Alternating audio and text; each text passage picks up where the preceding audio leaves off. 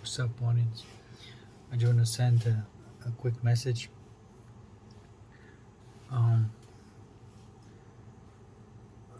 just basically describing the map of consciousness, the correct map, and not what's been portrayed. The first thing I want to say, I want to split two things between the fantasy and the vision, and then I want to describe what the fantasy is and what the vision is. Okay, so first of all, I want to debunk this idea of the battle between the good and an evil, right? Or the good or bad. Interestingly enough, the way we use the word good as opposite of bad, that's not how it works. Good is not opposite of bad. Can you believe this? The way it works is that it's like what we normally call good and what we normally call bad can be equated to pleasure and pain. Okay? Or sometimes, for example, people say, look, there's an angel and then there's a demon. It's not like that at all. They're both demons. One is the ascetic demon of pain, another one is hedonistic demon of pleasure. Both demons. So the whole conflict is actually between both demons. They're not angels at all. Angel is something, when you weave those back together, pain and pleasure, back into bliss or joy, that's real goodness. So you can say like the template of God weaves those two demons back together into the whole angel, which is joy. And the template of Satan unzips those two, unzips that energy of joy into the pain and pleasure. So one is zipping back into joy, another one is unzipping joy into the pain and pleasure. So that's the real force, the template of God and the template of Satan. Okay. Now you say, what's the freaking point of the template of Satan? Now, first of all, I don't want to expand too much on this subject, but the end message is that without it, there is no play of form. This idea of splitting that into two is only bad news if it happens in your soul. But you cannot navigate the physical reality without this idea of what is correct and incorrect. Okay, this is why it's necessary. And also, this process in your mind can be, for example, considered thinking or an insight. Insight does not come from the analysis, which would be considering, those two parts, and this is how the mind analyzes everything. It's, logics, okay? Logics and logos is different. The logos would be something that delivers you a insight, a thought form that is perfectly made for that particular time, particular scenario, and in relationship, for example, with people, right? So it creates that. But logic will create, one or the other, which means that, for example, every time you use the mind for thinking, it will keep on splitting that shit up and making problems for you in your heart. If your thinking is about relationships, not things, do your thinking about things, skills, and all that shit. That's what it's for. This is how you condition your brain to navigate this world, like play an instrument or dance or whatever. You got to use your thinking, your brain, to chisel that away into something. You got to shape that. However, in relationships or connections, it's useless. It's just doesn't work. It's actually produce conflicts, and this is why there are these conflicts, and this is why there's this apparently the good side and the bad side. They're both demons. They're both demons. Then there's nothing kind of good about it. So, to summarize this, the thinking is, this is what I've been considering carefully. The thinking actually, fantasizing, is thinking, right? So the thoughts that's coming to your mind, and seemingly voluntarily, is kind of, and especially if it's about the person and you're kind of analyzing it, that's thinking, that's fantasizing, and that's creating something that is limited and problem producing. It's creating that pain pleasure dynamic. Okay, and the thing is that you don't want pain pleasure dynamic, because every time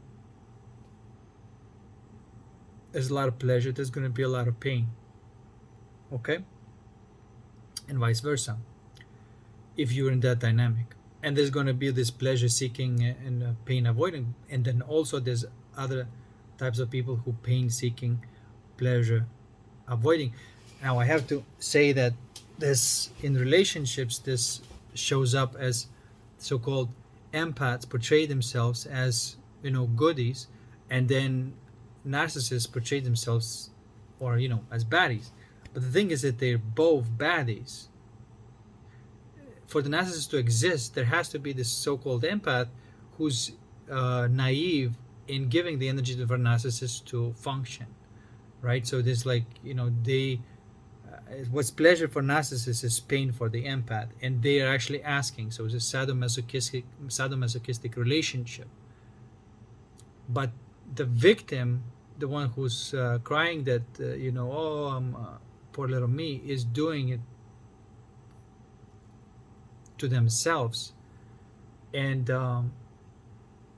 by engaging in this dynamic with the narcissist. Because, you know, if you are not in this type of dynamic, if you've alchemized that, it's not possible for you to be in this type of dynamic. Understand?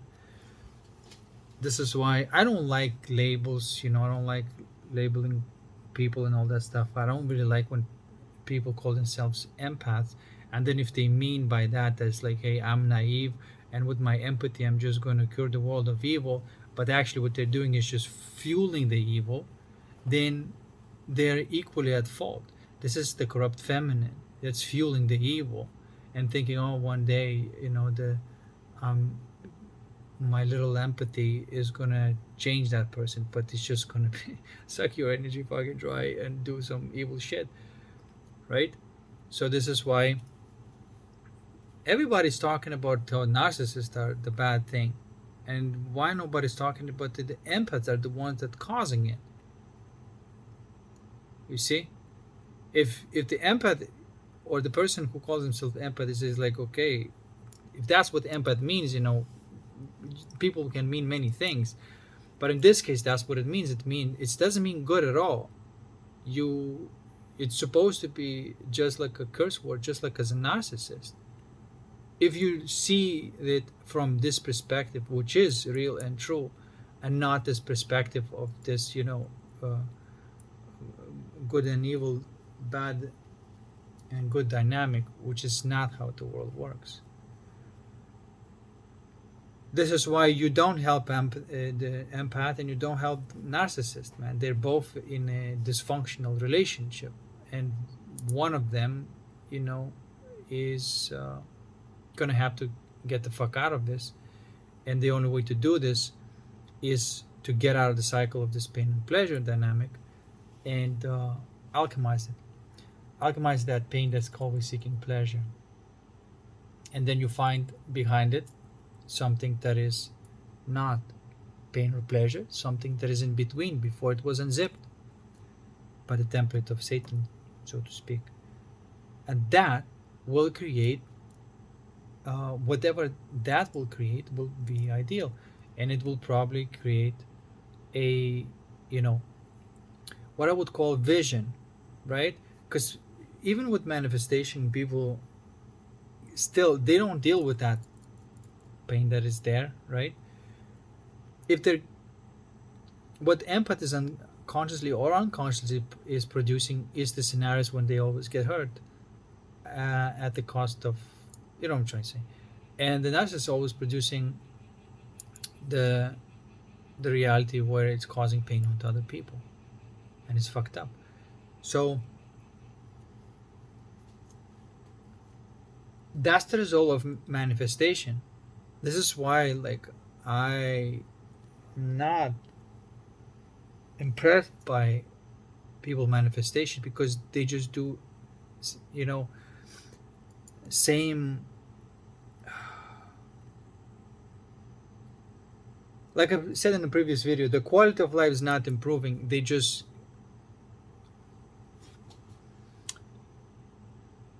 accelerating and increasing that pain and pleasure dynamic. That's what happens when you use manifestation, where you have not really dealt with your pain. And so that's what technically the empath is producing or manifesting, is dysfunctional relationship where they're going to be used. And that's what narcissist is producing, is dysfunctional relationship where they're going to use somebody, because they both lack something inside of them. And you can argue that narcissists lack love and that the empath lacks wisdom.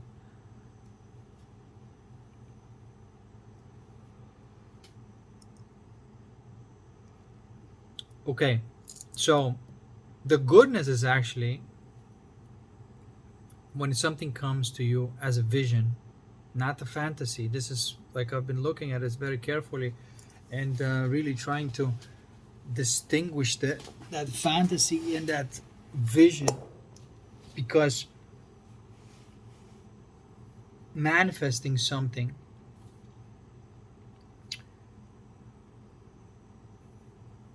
doesn't do anything to your soul growth and stuff like that. This is why I always say, like, if you skip alchemy to manifest something, you are gonna technically create one of those demons of pain and pleasure. That's the thought form that you are working with. Okay? But when you alchemize it, when you fuse those together, then the vision comes naturally. And that then you are actually creating something that is choiceless. You can't choose it because it's already ideal for you, and you will recognize this as an ideal, right? Only when you stop pushing that manifestation of something that just gets you into the cycle of pain and pleasure. And so this is why I look at people right now as like this. It's like, are they essentially interested in growing as souls, or are they just interested in this pain pleasure dynamic? You know?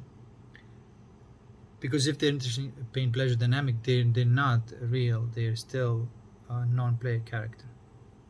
And I'm saying this because this is metaphysically true. Because you don't have freedom and free will if the pain is still running you. So I mean, this is why I split in the hive mind, in the universal mind. There's only two worlds that you can live.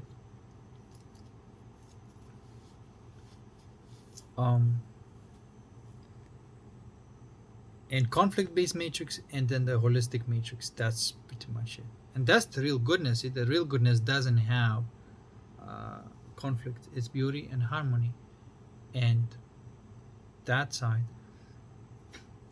But anyway, the point of it all is that if you live in the right way, you alchemize stuff, and then see what kind of form it takes when you are in the state that feels good. You started from pain, for example, and then after alchemizing you feel amazing. And what kind of dreams, what kind of visions pop into your mind then as insights, that is going, what's going to come to you is going to be ideal, with no problems, with nothing, right? It's just going to be perfect because it resonates with that perfect vibration. And so you can keep on producing that reality that is based on that infinite production of these thought forms. These are not fantasies anymore. These are visions. This is why I separate those two. Okay?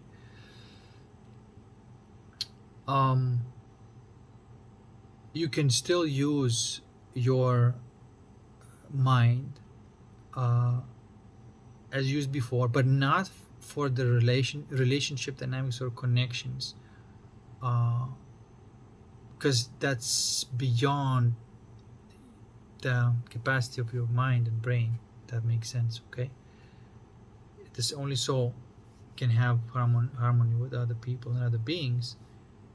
The mind can have good relationship with things. Okay, because like if you manifest, for example, even like a dog or a person, it's to you, as you manifest from this fantasy level and thought level, you will be creating that. It will come to you, but it will be just pixels to you. You will not be able, you will not necessarily have any connection with that dog. The real connection, you would probably just use it to pacify your needs. Same thing with the person. She's like, what kind of pleasure can I get out of this dog, and what kind of pleasure can I get out of this person? But there will be no connection because you manifest everything as a thing.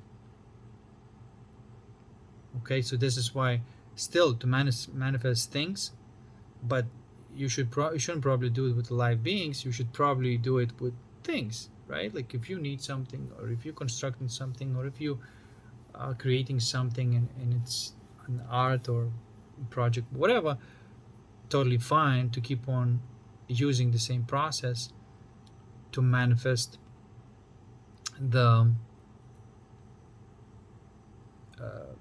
physical matter, right? That's totally fine. But you don't use this for love. You're not gonna get love by manifesting this way as matter. Okay? You're probably gonna be in one of those, either some form of narcissist or some form of empath. And there's no way out of this, man. And you can point fingers like, oh no, that's a narcissist fault. I say, no, that's an empath fault. They both are living in this ascetic demon and a hedonistic demon, right? And the empath will claim that like, no, he's also interested in pleasure, but somehow end up always in pain. And narcissist would also say that like, oh, I don't want to cause pain for somebody else, but yet they do, because the pain for somebody else is a pleasure for them. And it's fucked up. And that's how the matrix works. And this is like, in my view, is like, why the fuck would that even happen?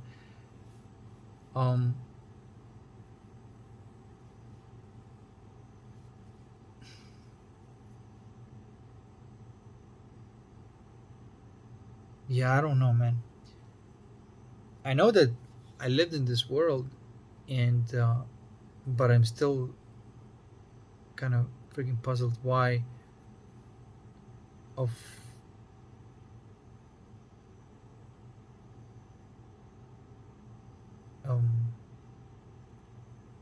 why would not somebody end this shit?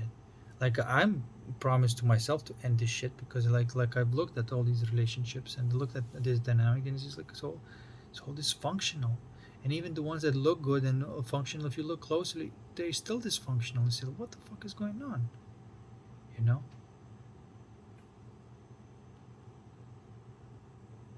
And no matter how much they try not to be, this is why they get in a trap, for example, like, well, violent or aggressive. I'm going to try to be not aggressive.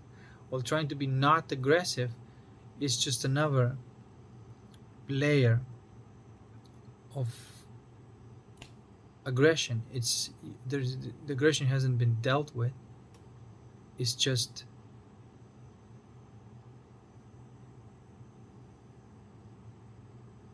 and then there's a lot you see like a lot of people who are fighting against violence becoming so violent in the end. What's up with that? Don't you dare to be violent, because if you do, I'm gonna do something to you. You know what I'm saying? It's just the same fucking trap. Don't people see it? And this is why I have to say that there's no answer in this level, in this 3D and 4D, I should say. There's no answers there. Like in the 4D, you are actually learning, and so you can begin your alchemical journey from 4D to 5D. That's where the journey takes place. It doesn't happen in 3D. It doesn't happen in 3D. It doesn't have anything. It doesn't have capacity. This is why, like, if you have your state of consciousness in 3D,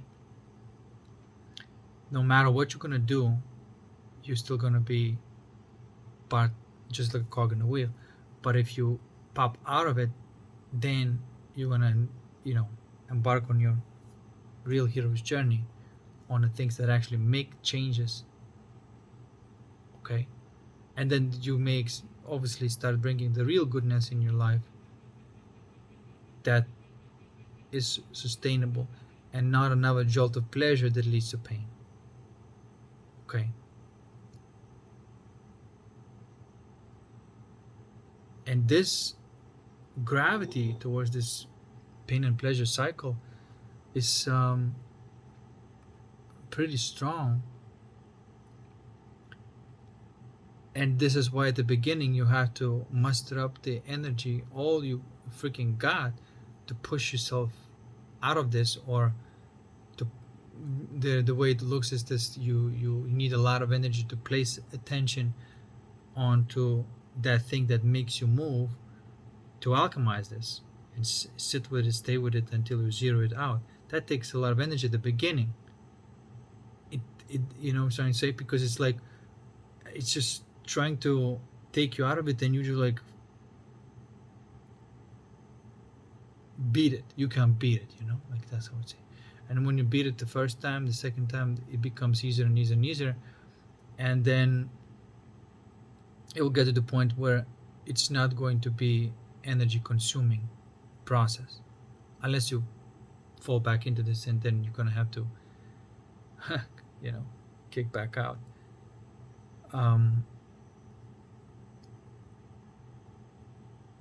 You see, but to start that engine, that infinite engine, you do need energy. This is why when people say like it's effortless, and I was like, eventually it is effortless when that engine is already running. When there is this motion and non-motion, then it becomes effortless. But to get out of it, you need a lot of energy. That's why again this teaching that like, it's not supposed to be effort based. No, you do need a lot of freaking effort to get yourself out of this, a lot of it.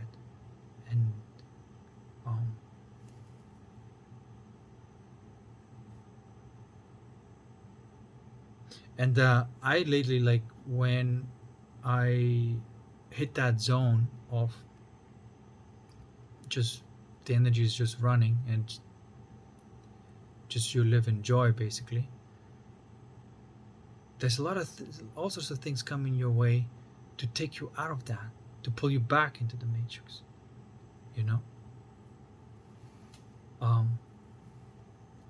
and sometimes they don't succeed, and sometimes they do succeed, and then it takes me some energy to get myself out of it again.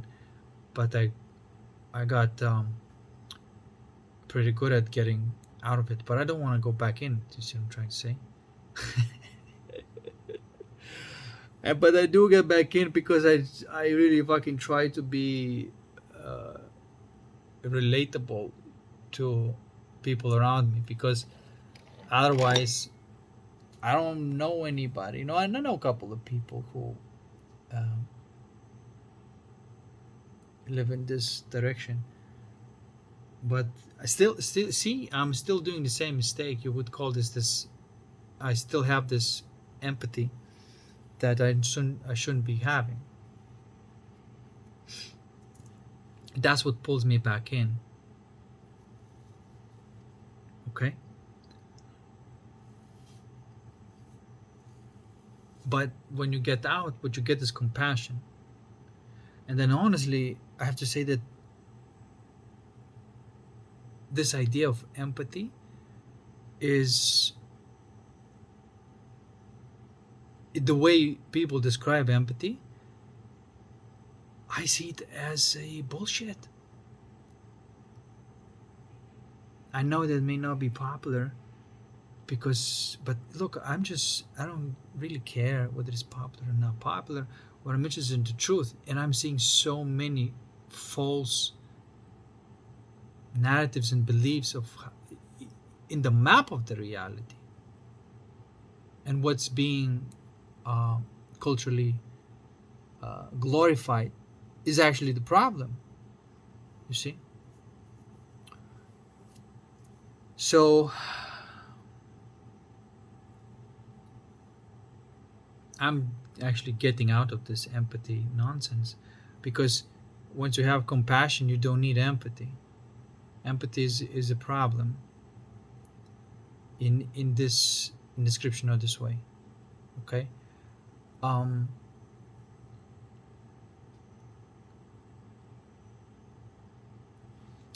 and when you live in the compassion, and when you no longer compassion and power, I should say, and when you no longer are pulled back in, no matter how somebody is, no matter how uh, it looks, like this cute little being asking for help and pretending to be innocent, but to trap you in, right? When you feel what's going on, and from there you can feel what's going on, you say no. No matter how much it looks, is what I'm trying to say. You just don't put your energy there.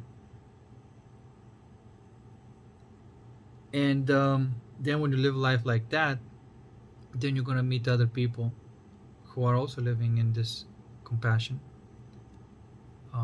way. And then you can have this thing called empathy, which would be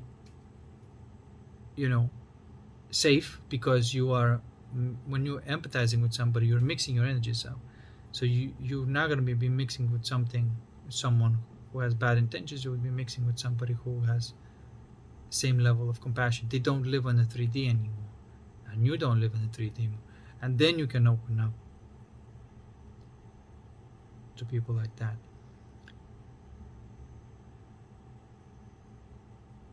But then you will not call that empathy, I suppose. It'd be like a connection. This is why the way we describe empathy,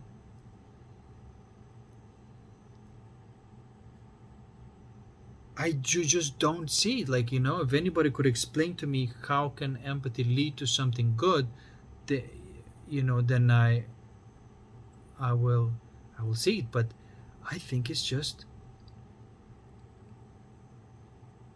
that's what gets almost everybody into trouble. And you don't need empathy to be kind to other people. You need compassion. Empathy is like a martyrdom. It's not good. It's glorified as good, but it's bad, because you're giving the energy to the creators of the bullshit, and you shouldn't.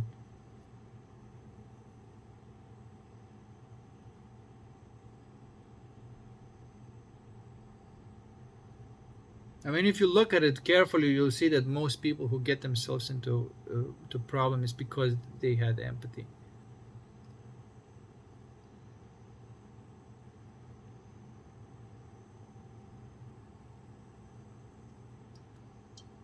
empathy in this way of saying, in this way that I describe, or the way people use it, right? It's opening up to somebody who doesn't intrinsically, consciously or subconsciously, have reciprocating intentions with you. That's what people call empathy. Empathize, if somebody's in pain, so empathize with them, and so,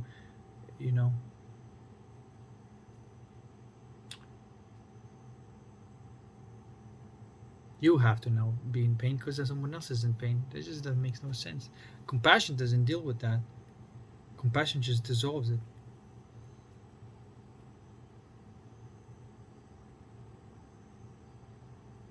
Anyway, so that's just a little bit of food for thought, as they say in the medical. Anyway, I'll see you in the next one. Peace.